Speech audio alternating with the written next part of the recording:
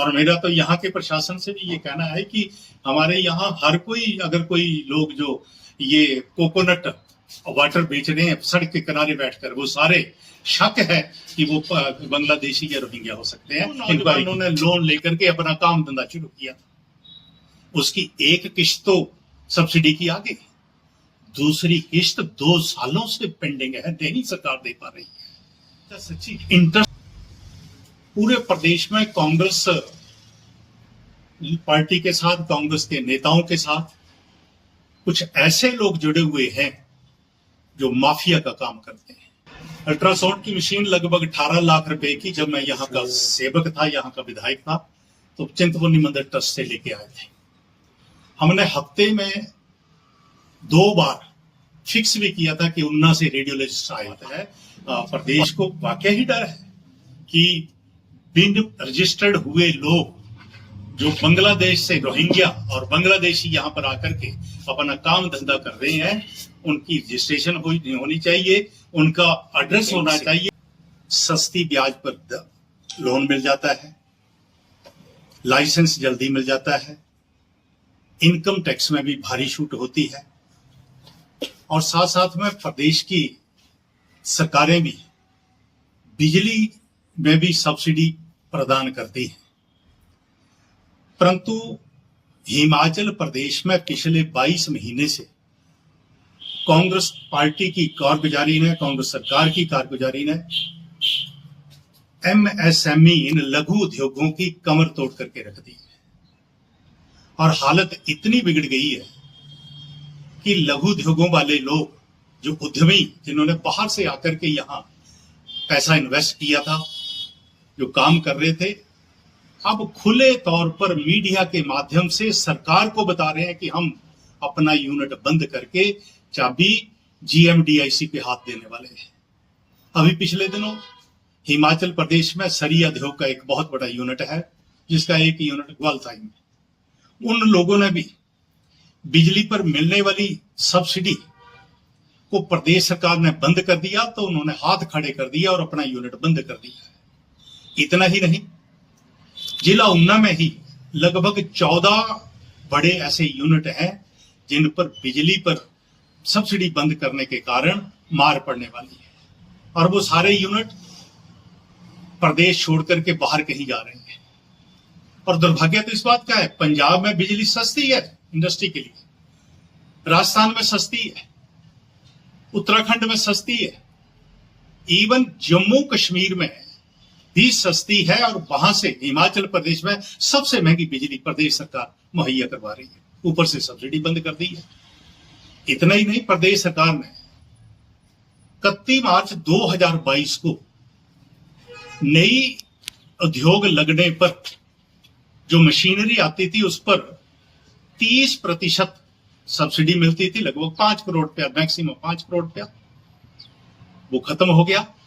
पिछले 22 महीने में सरकार अभी उस पर एक भी शब्द नहीं बोल पाई है। केंद्र की सरकार के पास अभी उन्होंने कोई केस तक नहीं भेजा है कि हिमाचल प्रदेश में जिन लोगों ने 31 मार्च 2022 से पहले निवेदन किया था, जिन्होंने अपनी इंडस्ट्री लगाई, जिनको सर्टिफिकेट मिल गया, उनको सब्सिडी मिलनी चाहिए थी। परंतु प्रदेश सरकार मजे कर रही है, काम नहीं कर रही है। और तो और टैक्स तो देते ही है, 18% है जितना टैक्स डिपार्टमेंट ने टैक्स लगाया, देते हैं। परंतु प्रदेश सरकार ने एजीटी उपकर लगा करके, हालांकि हिमाचल प्रदेश में रॉ मटेरियल नहीं मिलता है, रॉ मटेरियल भी दूसरे प्रदेशों से आता है। रॉ मटेरियल बनके जो प्रोडक्शन हो जाती है, जो मटेरियल बन जाता है, उसकी मार्केट में मैक्सिमम इंडस्ट्री को बाहर के प्रदेशों में जाना पड़ता है, दिल्ली भेजना पड़ता है, पंजाब भेजना पड़ता है।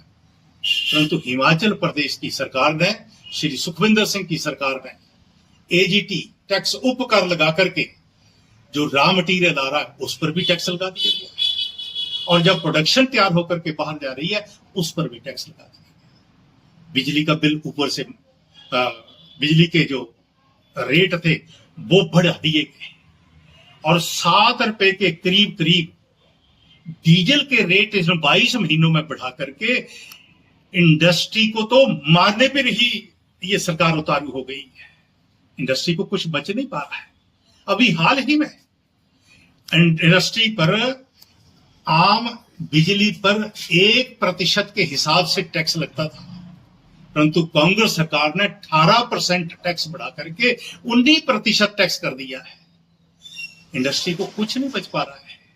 अभी हिमाचल प्रदेश में इंडस्ट्री बचपन में है, आने वाले समय में ये डेवलप हो सकती थी, परंतु प्रदेश की सरकार प्रदेश को ही नहीं डुबो रही है।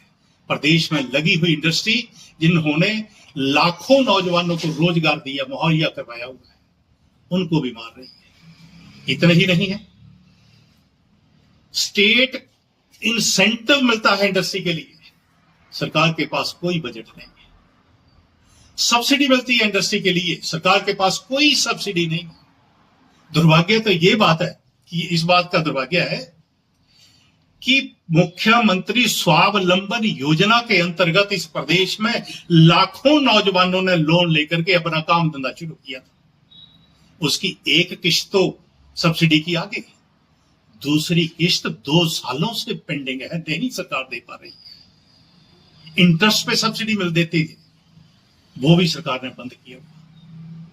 मेरा निवेदन है सरकार के पास, अगर प्रदेश के बच्चों को भविष्य उज्जवल बनाना है, प्रदेश के बच्चों को अगर इस प्रदेश में ही नौकरी मुहैया करवानी है, तो इंडस्ट्री को इंसेंटिव देना होगा, इंडस्ट्री को प्रोत्साहन देना होगा, और जो निवेश करता है उनके साथ प्यार के साथ बैठ करके उनकी मुसीबतों का हल करना होगा, तब जाकर के इस प्रदेश में इंडस्ट्री आगे बढ़ सकती है और इस प्रदेश को टैक्स में भी वो काफी लाभ प्रदेश को पहुंचा सकती है। ये चर्चा सच्ची है। पूरे प्रदेश में कांग्रेस पार्टी के साथ, कांग्रेस के नेताओं के साथ कुछ ऐसे लोग जुड़े हुए हैं जो माफिया का काम करते हैं। हमारे यहीं अभी हाल ही में एक बहुत बड़ा मुद्दा उठा, एक ऐसा व्यक्ति है जो एमआर का काम करते हैं, उन्होंने पूरे जिला में तहलका मचाया है। हर डॉक्टर को मजबूर कर रहे हैं कि मेरी दवाई लिखो, दवाई घटिया है। डॉक्टर ट्रांसफर के डर के कारण उनकी दवाइयां लिखते हैं और फिर वो दूसरे विधानसभा क्षेत्रों में भी जा रहे हैं, वहां जाकर के भी डॉक्टर को तंग कर रहे हैं। और वहां के जो स्थानीय विधायक हैं उन्होंने भी इस बात का ऐतराज किया है और सुना गया है कि उनके साथ बदसलूकी भी निपटा गया है। ये हालत पूरे प्रदेश में है। डॉक्टरों को तंग किया जा रहा है, ट्रांसफर के हिसाब से तंग किया जा रहा है। फोन पे रात को उनको फोन किया जा रहा है कि आप मेरे मन माफक काम करेंगे तो ठीक है। यहां तक कि महिला डॉक्टरों को भी नहीं छोड़ा जा रहा, उनको भी फोन पर धमकी दी जा रही है कि आप मेरे मन माफक काम करो, तब जाकर के आप यहां पर रहेंगे, नहीं तो आपकी ट्रांसफर हो जाएगी। ये बहुत जल्दी बहुत बड़ा भंडा फूटने वाला है।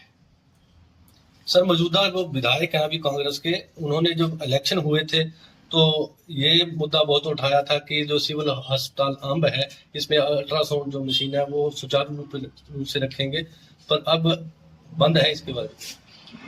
अल्ट्रासाउंड की मशीन लगभग 18 लाख रुपए की, जब मैं यहाँ का सेवक था, यहाँ का विधायक था, तो चिंतपूर्णी मंदिर ट्रस्ट से लेके आए थे। हमने हफ्ते में 2 बार फिक्स भी किया था कि उन्ना से रेडियोलॉजिस्ट आएगा, और कुछ दिन के लिए हमने हमीरपुर से भी रेडियोलॉजिस्ट मंगाया था।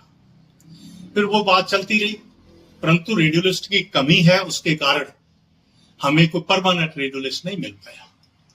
परंतु नई सरकार बनने के बाद विधायक जी ने चंद दिनों में ही हॉस्पिटल में जाकर के फोटो भी करवाई थी और कहा था कि मैं परमानेंट रेडियोलॉजिस्ट लेके आऊंगा और इन मशीनों को चलाऊंगा, परमानेंट चलाऊंगा। वो तो नहीं चल पाए, रेडियोलॉजिस्ट नहीं आ पाया, परंतु जो कंपनी काम करती थी उसका काम भी बंद कर दिया है। हॉस्पिटल में फ्री निःशुल्क जो टेस्ट हुआ करते थे वो भी आज की तारीख में बंद है। जनाब, सर एक मुद्दा ये है कि शिमला संयोजी मस्जिद हमने हाल दिनों में तो वो उसमें कमीशन का फैसला आया था कि 2 मंजिलों पर की अवैध है वो, तो मस्जिद ने कहा था हम तोड़ देंगे, लेकिन अब वो कह रहे कि हम इस फैसले नहीं मानेंगे और हम कोर्ट में तक जाएंगे। तो इस पे आपका क्या कहना है बीजेपी पार्टी से? मेरे को तो लगता है कोर्ट भी उनके विरोध में फैसला करेगी। जिस प्रकार वहां की कारपोरेशन ने फैसला किया है कि अवैध मस्जिद है, अवैध इसकी वो बनाई हुई है स्टोरीज, तो उसको तोड़ा जाएगा। अब वो कोर्ट में भी जाते हैं तो उनके विरोध में ही फैसला आएगा, क्योंकि गलत तो गलत है। और ये जो बात है प्रदेश को वाकई ही डर है कि बिन रजिस्टर्ड हुए लोग जो बांग्लादेश से रोहिंग्या और बांग्लादेशी यहाँ पर आकर के अपना काम धंधा कर रहे हैं, उनकी रजिस्ट्रेशन होनी चाहिए, उनका एड्रेस होना चाहिए, ताकि इस प्रदेश शांत प्रिय प्रदेश में कोई खलल न डाल सके। और मेरा तो यहाँ के प्रशासन से भी ये कहना है कि हमारे यहाँ हर कोई, अगर कोई लोग जो ये कोकोनट वाटर बेच रहे हैं सड़क के किनारे बैठकर, वो सारे शक है कि वो बांग्लादेशी या रोहिंग्या हो सकते हैं। इंक्वायरी की सर, इसके साथ ही लास्ट में अंत में एक क्वेश्चन आपसे जो रहेगा कि आपने जब इंडस्ट्री की बात की, 5 लाख रोजगार की गारंटी का जो सपना दिखाया गया था प्रदेश की जनता को, क्या आपको लगता है ये साकार हो पाएगा? कांग्रेस के वक्त नहीं हो पाएगा। केवल मात्र इस प्रदेश के उप मुख्यमंत्री की बेटी को ही रोजगार प्राप्त हुआ है, बाकी कोई किसी को रोजगार प्राप्त नहीं हुआ। लगभग 2 सालों से तो हमीरपुर का जो बोर्ड है वो बंद पड़ा है। अब बोल रहे हैं नौकरी तो दी नहीं गई, कोई नई नौकरी निकाली नहीं गई, कोई नई इंडस्ट्री लाई नहीं गई, कोई नई योजना लाई नहीं गई, कोई नई डीपीआर बनाई नहीं गई। पिछले सरकार के दौरान केंद्र सरकार के प्रायोजित योजनाएं जो आई हैं, उनमें जो पैसा आया हुआ है, जो वो पैसा खर्च हो रहा है, उसी के रिबन काटे जा रहे हैं, उसी के शिलान्यास किए। जी, धन्यवाद।